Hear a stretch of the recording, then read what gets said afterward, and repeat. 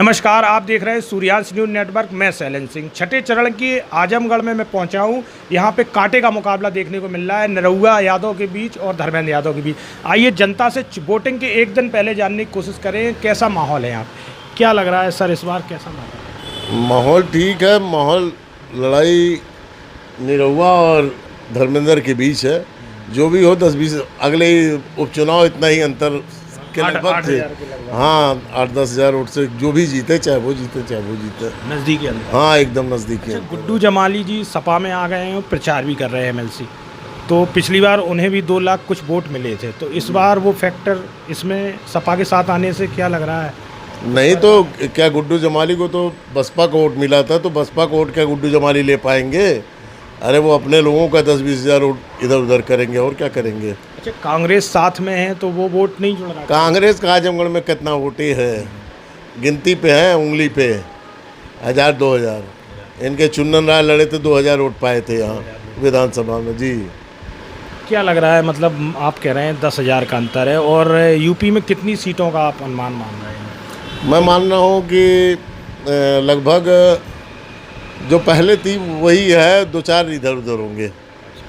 चाहे 2-4 बीजेपी कम होगी, चाहे 2-4 अधिक होगी, इससे ज़्यादा नहीं। आजमगढ़ में ऐसा लग रहा है कि जैसे जो सपा के यादव वोटर हैं, कुछ जो उसमें समझदार हैं, जो दिमाग लगा रहे हैं, वो सोच रहे हैं कि धर्मेंद्र यादव का लड़का आके फिर विधानसभा लड़ने लगेगा यहाँ, तो दुर्गा यादव क्या करेंगे, उनका लड़का विजय यादव क्या करेंगे। तो इसलिए बहुत अंदरूनी चल भी रहा है कि डिस्कशन। हाँ जी, हाँ ये है। अंदर कुछ यादव वोट टूट सकते हैं। माहौल यहाँ पे बीजेपी का अच्छा है जो है। अच्छा, बीजेपी का। हाँ, क्या लग रहा है, मतलब पिछली बार उपचुनाव में काफ़ी नज़दीकी बीजेपी जीती थी, इससे पहले अखिलेश से तो काफ़ी अंतर से हारे थे। दरअसल निरहुआ जी यहाँ पे जो है हारे थे, तब भी यहाँ पे थे जो है। हाँ, और जीतने के बाद जो संपर्क में बराबर जो है यहाँ पे जो है सबसे संपर्क में थे जो है। संपर्क का फायदा मिला। हाँ उनको जी, हाँ। और ये लोग जो है जीतने के बाद जो है गायब हो जाते हैं जो है। हाँ, प्रमाण पत्र लेने तक नहीं आते हैं। मुलायम सिंह जी थे, वो 5 साल नहीं आए। अखिलेश जी थे, वो दोबारा नहीं आए। एक आध पर्सनल जो उनका प्रोग्राम था उसी में आया, लेकिन ये दिनेश लाल यादव हारने के बाद भी ये जमे था यहाँ, इसलिए। और उसमें ये मेन फैक्टर था कि इनके जीतने का कि जो गुड्डू जमाली जो शाह आलम BSP से हाँ BSP से लड़े थे, वो लोग करीब 2,66,000 वोट पा गए थे। बहुत अच्छे। और इसलिए 7-8 हज़ार के अंतर से ये जीत गए थे। लेकिन ये फिर भी जमे रहे, और ये काम किए भी हैं, रोड सही कर दिए, एक यूनिवर्सिटी बना दिए यहाँ पे। अच्छा, अब गुड्डू जमाली जैसे इस समय सपा में है, MLC हैं, और वो प्रचार भी करा रहे हैं, उससे क्या लग नहीं रहा है कि सपा जीत रही है? आपको क्या? नहीं, ये कांटे चक्कर क्या है कि देखिए, गुड्डू जमाली जब कहते तो अब इस समय भी एक मुस्लिम फैक्टर कोई बसपा से है, बसपा से है, तो वो कुछ करेगा। लेकिन उस समय इनका जो बहुत बढ़िया केस था गुड्डू जमाली, लेकिन अब भाजपा की तरफ कुछ लोगों का रुझान हुआ है, मतलब आदमी। अब मेन चक्कर समझिए 50-50। आप किसी से पूछेंगे, यहाँ 95% आदमी नेता जीत का अंतर मतलब पिछली बार जितना ही लग रहा है। दोनों लोग बड़े कांटे टक्कर में है। और समझिए आप 95% आदमी नेता है, हर किसी पार्टी जुड़ा है। 5% आदमी जो न्यूट्रल है, वो जिधर गया वही 10-20 वही जीत हार वही तय करेगा। 10-20 हज़ार के अंतर से आदमी जीतेगा, बहुत ज़्यादा वो नहीं रहेगा। तो क्या लग रहा है भाई आप? माहौल तो यहाँ वही है, मतलब जिससे कांटे की टक्कर लग रही है सब।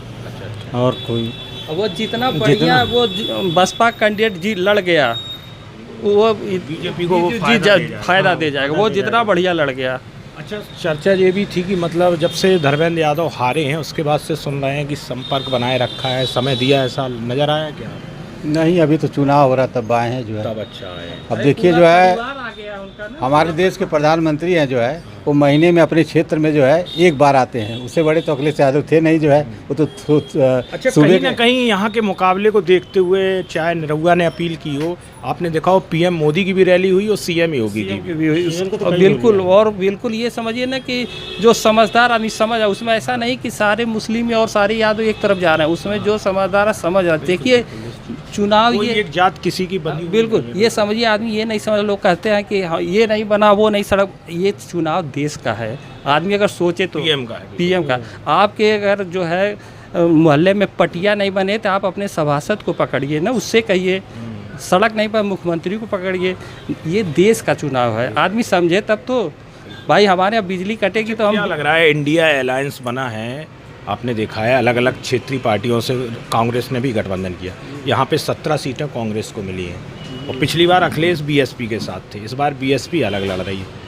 क्या उससे बीजेपी को फ़ायदा हो रहा है या नुकसान होने जा रहा है? कितनी सीटों का अनुमान लगा रहे हैं? बीजेपी को फ़ायदा होगा। देखिए इससे जब मायावती जी ने अलग जो है अपना लड़ने का मिलाया, तो ये समझिए कि कहीं कहीं बीजेपी को भी नुकसान कर रहे हैं, कहीं कहीं जो है मायावती जी ने कई जगह ऐसे प्रत्याशी भी खड़े किए हैं जहाँ बीजेपी को भी नुकसान है। हाँ वही चीज़ है। और मुस्लिम कैंडिडेट से सपा को भी परेशान करने की कोशिश की। मैनपुरी में एक यादव कैंडिडेट भी दिया है जी तो उससे तो लग रहा है, तो मतलब आपको लग रहा है बहुत नज़दीकी हार जीत का फैसला। हाँ, थोड़ा बहुत जो है नीचे ऊपर होगा, जो ज़्यादा नहीं जो होगा जो है। अखिलेश यादव जब लड़े थे 5 लाख के अंतर से जीते थे, तो अब वो अंतर नहीं रह जाएगा। ये मान लीजिए कि 50,000 के नीचे ही रहेंगे दोनों लोग, इसलिए कि दोनों लोग बहुत बढ़िया लड़ रहे हैं। और जो जनता, कुछ जो पार्टी वाले हो तो पीछे पीछे दौड़ रहे हैं, उनसे वो अपना बताएंगे अपना, लेकिन जो कुछ न्यूट्रल वोटर हैं जो अपने काम राजनीति से नहीं मतलब, वो जो है अपना समझ रहे हैं कि हमें क्या करना है। वो हो सकता है आइन वक्त कल ही बता देंगे करना क्या है। 5-7 साल में तो मुख्यमंत्री इतना काम किया है, उसका बेनिफिट तो मिल ही रहा है सबको। पूर्वांचल में क्या लग रहा है आपको? पूर्वांचल ये समझिए ये बहुत ख़राब जगह है। ये आजमगढ़ हमेशा विरोध में रहता है, उल्टा कुछ पुल्टा लोग कहते हैं आजमगढ़ सत्ता के विरोध में होता है, जो दिल्ली में बैठता है उसके अपोजिट नहीं हुआ है। अरे ये समझिए हमें लग रहा है नवाज आज़ादी के बाद हाँ, सभी लोग कह रहे हैं ऐसा। ये समझिए सबसे पहले बसपा की 2 सीट पूरी इंडिया में निकली थी, तो एक आजमगढ़ से निकल गई थी, रामकृष्ण यादव जीत गए थे बसपा से, और एक पता नहीं कौन कहीं और जीता था।